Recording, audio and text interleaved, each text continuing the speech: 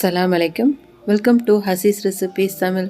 நம்ம இன்றைக்கி பார்க்க போகிறது 3 விதமான இறால் ஃப்ரை எப்படி செய்யலாங்கிறதான் பார்க்க போகிறோம். இது செய்கிறது ரொம்ப ஈஸி. பிகினர்ஸ் கூட ரொம்ப ஈஸியாகவே பண்ணிடலாம். எப்பவும் ஒரே மாதிரி இறால் ஃப்ரை செய்யாமல் கொஞ்சம் வித்தியாசமாக இப்படி விதவிதமாக செஞ்சு கொடுத்தோம் அப்படின்னா கண்டிப்பாக எல்லாருக்குமே ரொம்ப பிடிக்கும். இது எப்படி செய்யலான்னு பார்க்குறதுக்கு முன்னாடி இதான் ஃபர்ஸ்ட் டைம் நம்ம சேனலை பார்க்குறீங்க அப்படின்னா மறக்காமல் நம்ம சேனல் ஹசீஸ் ரெசிபீஸ் தமிழை சப்ஸ்கிரைப் பண்ணாதவங்க சப்ஸ்கிரைப் பண்ணிக்கோங்க ஃப்ரெண்ட்ஸ். பக்கத்துள்ள பெல் ஐக்கானை கிளிக் பண்ணிக்கோங்க, ஆளுங்கிற ஆப்ஷனை கிளிக் பண்ணிக்கோங்க. அப்போ தான் நம்ம அடுத்தடுத்து போடக்கூடிய எல்லா வீடியோஸ் உங்களுக்கு நோட்டிஃபிகேஷனில் உடனே வரும். நீங்கள் மிஸ் பண்ணாமல் பார்க்க முடியும். இப்போ நம்ம எப்படி செய்யலான்னு பார்க்கலாமா? இப்போ நம்ம ஃபஸ்ட்டு மெத்தட் இறால் ஃப்ரை எப்படி செய்யலாங்கிறத பார்க்கலாம். இது செய்கிறதுக்கு 1/2 கிலோ அளவுக்கு ப்ரான் எடுத்திருக்கேன். இதை நல்லா க்ளீன் பண்ணி வச்சுருக்கேன். இப்போ நம்ம ஒரு மிக்ஸி ஜார் எடுத்துக்கலாம். இதுக்கு ஒரு 4 ப்ரெட்டு தேவைப்படும். இப்போ 4 ப்ரெட்டை ஃபஸ்ட்டு நம்ம கட் பண்ணி உள்ளே ஆட் பண்ணிக்கலாம். இப்போ நம்ம வாஷ் பண்ணி வச்சுருக்கிற ப்ரானையும் உள்ளே ஆட் பண்ணிக்கலாம். தேவையான அளவு உப்பு, 1 ஸ்பூன் அளவுக்கு மிளகாய்த்தூள் உங்கள் காரத்துக்கு ஏற்ற மாதிரி நீங்கள் அட்ஜஸ்ட் பண்ணிக்கலாம். 1 ஸ்பூன் அளவுக்கு ஜீரகத்தூள், 1/2 ஸ்பூன் அளவுக்கு மிளகுத்தூள், 1 ஸ்பூன் அளவுக்கு இஞ்சி பூண்டு பேஸ்ட்டு ஆட் பண்ணி இப்போ நல்லா ஃபைன் பேஸ்ட்டாக இதை அரைச்சி எடுத்துக்கலாம். இந்த அளவுக்கு நல்லா அரைச்சி எடுத்துக்கோங்க. இப்போ நம்ம ஒரு பவுலுக்கு ட்ரான்ஸ்ஃபர் பண்ணிடலாம். இந்த அளவு நல்லா அரைச்சோம்னா தான் நமக்கு இந்த ரெசிபி பண்ணுறதுக்கு சரியாக இருக்கும். லேசாக சப்பாத்தி மாவு மாதிரி பிசைஞ்சு இது போல் ரெடி பண்ணி வச்சுக்கோங்க. இப்போ உங்கள் கையில் நல்லா எண்ணெயை தடவிக்கோங்க. தடவுனதுக்கு அப்புறமேல அதுலேருந்து ஒரு சின்ன பீஸ் மட்டும் இப்படி பால் மாதிரி உருட்டி எடுத்து நீங்கள் ஷேப் பண்ணிக்கோங்க.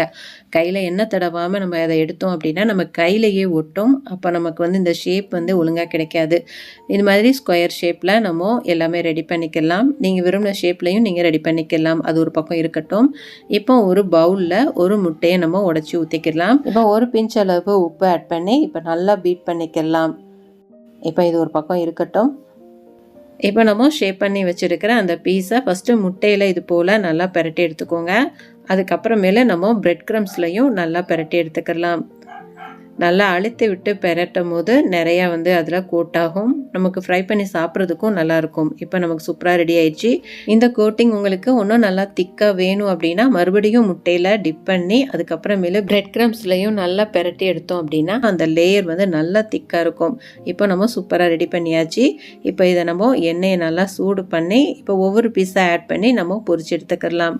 பசங்க ஹாலிடேஸில் வீட்டில் இருக்கும் போது நம்ம இது மாதிரி ஈவினிங் ஸ்நாக்ஸுக்கு செஞ்சு கொடுத்தோம் அப்படின்னா கண்டிப்பாக விரும்பி சாப்பிடுவாங்க. கடையில் நம்ம கண்டதை வாங்கி கொடுக்கறதுக்கு பதிலாக ஹெல்த்தியாக நம்ம வீட்டிலையே செஞ்சு கொடுக்கலாம். ப்ரானுக்கு பதிலாக நம்ம சிக்கன், மட்டன் கூட இதில் ஆட் பண்ணி கொடுக்கலாம். ரொம்ப சூப்பராகவே இருக்கும்.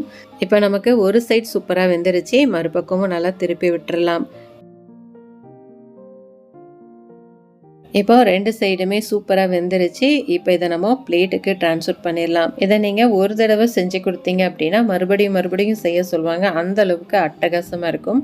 அவ்வளோதான், நம்மளுடைய ப்ரான் நகட் சூப்பராக ரெடி ஆயிடுச்சு. கண்டிப்பாக நீங்களும் வீட்டில் ஒரு தடவை செஞ்சு பாருங்கள்.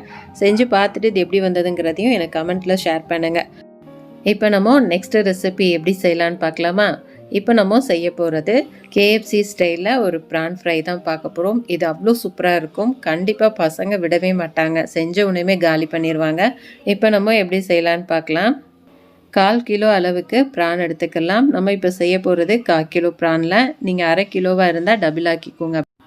தேவையான அளவு உப்பு ஆட் பண்ணிக்கோங்க. 1/2 ஸ்பூன் அளவுக்கு ஜீரகத்தூள், 1/4 ஸ்பூன் அளவுக்கு கரம் மசாலா பவுடர், 1/2 ஸ்பூன் அளவுக்கு மிளகாய்த்தூள் உங்கள் காரத்துக்கு ஏற்ற மாதிரி அட்ஜஸ்ட் பண்ணிக்கலாம். 1/2 ஸ்பூன் அளவுக்கு மல்லித்தூள், 1/4 ஸ்பூன் அளவுக்கு இஞ்சி பூண்டு பேஸ்ட் ஆட் பண்ணிக்கலாம். ஃபஸ்ட்டு இது எல்லாத்தையுமே நல்லா ஒன்று போல் மிக்ஸ் பண்ணிக்கலாம்.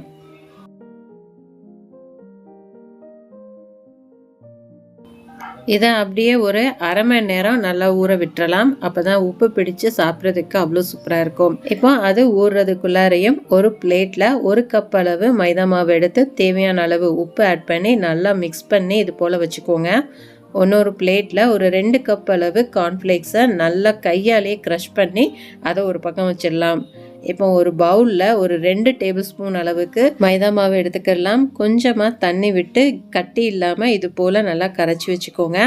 இப்போ 1/2 மணி நேரம் ஆயிடுச்சு, நல்லா ஊறிடுச்சு பாருங்கள். இப்போ ஒவ்வொரு பீஸாக எடுத்து ஃபஸ்ட்டு நம்ம மைதா மாவில் நல்லா டிப் பண்ணிக்கலாம். இது போல் நல்லா பெரட்டிக்கோங்க. நல்லா அழுத்தி பெரட்டும் போது மாவு நல்லா கோட்டாகும். இப்போது இது நல்லா பெரட்டினதுக்கப்புறமேலு நம்ம கரைச்சி வச்சுருக்கிற அந்த மைதா மாவு பேஸ்ட்டில் லேசாக பெரட்டி எடுத்துக்கிடுவோம். இப்போ மறுபடியும் மைதா மாவில் ஒரு தடவை பெரட்டிட்டு மைதா மாவு பேஸ்ட்லையும் ஒரு தடவை நல்லா பெரட்டி எடுத்துக்கிடலாம். இப்படி பெரட்டும் போது நமக்கு நிறைய கோட்டிங் கிடைக்கும். இப்போ ஃபைனலாக நம்ம க்ரஷ் பண்ணி வச்சுருக்கிற கார்ன்ஃப்ளேக்ஸ்லையும் நல்லா பெரட்டி எடுத்தோம் அப்படின்னா நமக்கு சூப்பராக ரெடி ஆயிரும். இப்போ எல்லா ப்ரான்லையுமே இதே மாதிரி ரெடி பண்ணி பிளேட்டில் நம்ம வச்சிடலாம். அப்போ தான் நம்ம ஃப்ரை பண்ணுறதுக்கு ஈஸியாக இருக்கும்.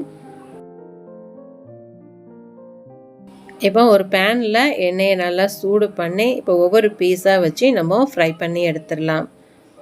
இந்த ப்ரான் சாப்பிட்றதுக்கு அவ்வளோ சூப்பராக இருக்கும். கேஎஃப்சி ஸ்டைலில் அட்டகாசமாக இருக்கும். கண்டிப்பாக பசங்க செஞ்சோனையுமே காலி பண்ணிடுவாங்க. கொஞ்சம் கூட மீதமே வைக்க மாட்டாங்க.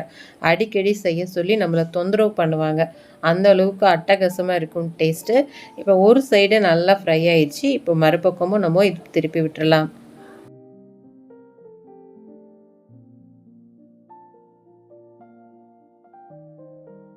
இப்போ 2 பக்கமுமே நல்லா ஃப்ரை ஆனதுக்கு அப்புறமேலு இதை நம்ம பிளேட்டுக்கு ட்ரான்ஸ்ஃபர் பண்ணிடலாம். இதை கண்டிப்பாக நீங்கள் ஒரு தடவை செஞ்சு பாருங்கள். செஞ்சு பார்த்துட்டு இது எப்படி வந்ததுங்கிறதையும் எனக்கு மறக்காமல் கமெண்ட்டில் ஷேர் பண்ணுங்கள். இதை நம்ம சிக்கன்லையும் ட்ரை பண்ணலாம். அவ்வளோ சூப்பராக இருக்கும். இப்போ நம்மளுடைய கேஎஃப்சி ஸ்டைல் ப்ரான் ஃப்ரை சூப்பராக ரெடி ஆயிடுச்சு. இப்போ நம்ம பிளேட்டுக்கு ட்ரான்ஸ்ஃபர் பண்ணிடலாம். இது சாஸோடு சாப்பிட்றதுக்கு அட்டகாசமாக இருக்கும். இப்போ நம்ம நெக்ஸ்ட் மெத்தட் எப்படி செய்யலான்னு பார்க்கலாமா? இப்போ நம்ம ப்ரான் 65 எப்படி செய்யலாங்கிறதான் பார்க்க போகிறோம். இதை செய்கிறதுக்கு 1/2 கிலோ அளவுக்கு நான் ப்ரான் எடுத்திருக்கேன். இஞ்சி பூண்டு பேஸ்ட்டு 1 ஸ்பூன் அளவுக்கு ஆட் பண்ணிக்கலாம். 1 ஸ்பூன் அளவுக்கு மிளகாய் தூள் ஆட் பண்ணிக்கலாம். மிளகாய் தூள் உங்கள் காரத்துக்கு ஏற்ற மாதிரி நீங்கள் அட்ஜஸ்ட் பண்ணிக்கலாம். கொஞ்சமாக ஒரு 1/4 ஸ்பூன் அளவுக்கு மஞ்சள் தூள் ஆட் பண்ணிக்கலாம். 1 ஸ்பூன் அளவுக்கு ஜீரகத்தூள் ஆட் பண்ணிக்கலாம். 1/4 ஸ்பூன் அளவுக்கு கரம் மசாலா பவுடர் ஆட் பண்ணிக்கலாம். 1/2 ஸ்பூன் அளவுக்கு மிளகுத்தூள் ஆட் பண்ணிக்கலாம். தேவையான அளவு உப்பு ஆட் பண்ணிக்கோங்க. 1/2 லெமன் ஆட் பண்ணிக்கலாம். இப்போ இது எல்லாத்தையுமே நல்லா மிக்ஸ் பண்ணி விட்டுக்கலாம். அப்போ தான் ப்ரானில் நல்லா மசாலா பிடிச்சி சாப்பிட்றதுக்கு சூப்பராக இருக்கும்.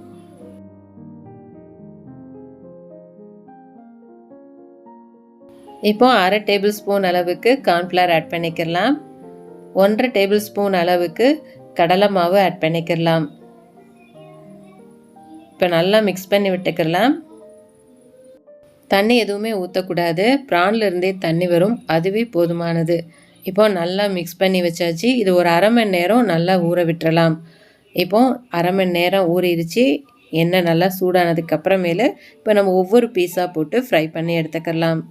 இது நம்ம நார்மலாக உள்ள ப்ரான் 65 விட ரொம்ப சூப்பராக இருக்கும். நீங்கள் இது போல் ட்ரை பண்ணி பாருங்கள். டேஸ்ட் அட்டகாசமாக இருக்கும். இது சாதத்தோட சைடிஷ்ஷாக வச்சு சாப்பிட்றதுக்கும் சூப்பராக இருக்கும். ஈவினிங் ஸ்நாக்ஸுக்கும் அட்டகாசமாக இருக்கும். எப்பவும் ஒரே மாதிரி ஃப்ரை பண்ணாமல் இது போல் வித்தியாசமாக நீங்கள் ட்ரை பண்ணீங்க அப்படின்னா கண்டிப்பாக பசங்களுக்கும் ரொம்ப பிடிக்கும். இப்போ ஒரு சைடு நல்லா ஃப்ரை ஆயிடுச்சு. இப்போ மறுபக்கமும் நல்லா திருப்பி விட்டுறலாம். இப்போ 2 பக்கமுமே சூப்பராக ரெடி ஆயிடுச்சு. இப்போ நம்ம பிளேட்டுக்கு ட்ரான்ஸ்ஃபர் பண்ணிடலாம். அவ்வளோதான், நம்மளுடைய ப்ரான் 65 சூப்பராக ரெடி ஆயிடுச்சு. கண்டிப்பாக நீங்களும் ஒரு தடவை செஞ்சு பாருங்கள். செஞ்சு பார்த்துட்டு எப்படி வந்ததுங்கிறதையும் எனக்கு மறக்காமல் கமெண்ட்டில் ஷேர் பண்ணுங்கள். நான் ஷேர் பண்ணியிருக்கிற 3 ரெசிபீஸும் உங்களுக்கு கண்டிப்பாக யூஸ்ஃபுல்லாக இருக்கும் நான் நம்புகிறேன். யூஸ்ஃபுல்லாக இருந்துச்சு அப்படின்னா உங்கள் ஃப்ரெண்ட்ஸ் ரிலேட்டிவ்ஸ் எல்லா பேருக்குமே நிறைய ஷேர் பண்ணி விடுங்க. அவங்களுக்கும் யூஸ்ஃபுல்லாக இருக்கட்டும். மறக்காமல் நம்ம சேனல் ஹசீஸ் ரெசிபீஸ் தமிழை இது வரைக்கும் சப்ஸ்கிரைப் பண்ணாதவங்களும் சப்ஸ்கிரைப் பண்ணிக்கோங்க ஃப்ரெண்ட்ஸ். நம்ம நெக்ஸ்ட் வீடியோவில் பார்க்கலாம். தேங்க்ஸ் ஃபார் வாட்சிங்.